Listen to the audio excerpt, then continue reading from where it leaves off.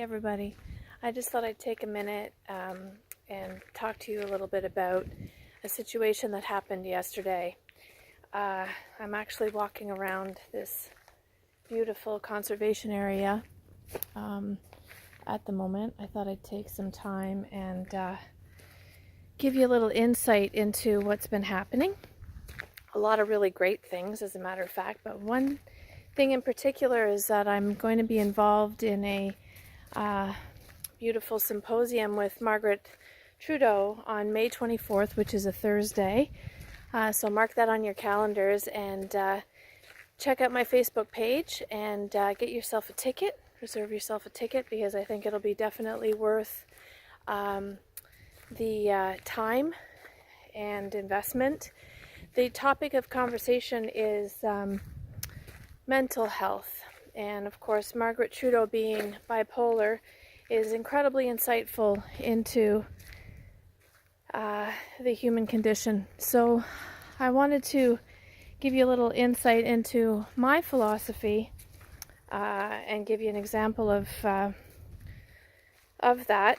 And what happened to me yesterday was Dave and I decided to go spend some time with his daughter and watch her do her last cheerleading competition in Montreal. And I was pretty excited because it's a nice little outing and it shows support and so on. And I had been warned that there would be a lot of cheering, obviously being cheerleaders, but I didn't know to what extent I was getting myself into.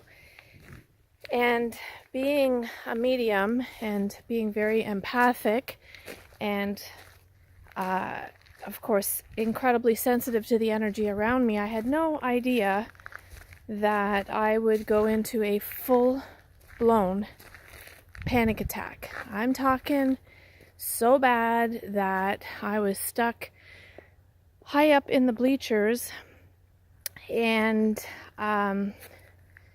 couldn't contain myself. I literally could feel myself leaving my body and started to cry. I was completely overwhelmed with everyone's excitement. I mean, I was messed up and looking for a way out. Now, normally my response to that situation is to get the hell out of Dodge, but I decided I was going to sit in it because I felt the need to.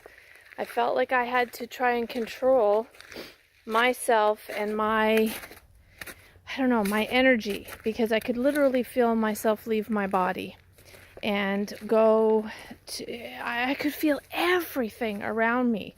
I could feel the walls, I could feel the energy of the people sitting beside me, I could feel what was happening behind me. There wasn't one thing that I couldn't feel. And I realized in that moment that there is so many of us out there that are like that can feel everything, that we have to understand that that's part of being human. If we didn't feel those things, we would be robots. If we didn't feel the energy of someone's love or someone's hate, or in whatever capacity we're feeling it, then we're not existing. And when I got home, I was grateful that Dave, in the moment, said to me, "Babe, just breathe." He whispered, "Just breathe." And he literally had to remind me to breathe. He had to remind me to breathe. And once I got my breath under control, I was able to control the energy. But it was very, very overwhelming. And then when I got home, I was going through Facebook.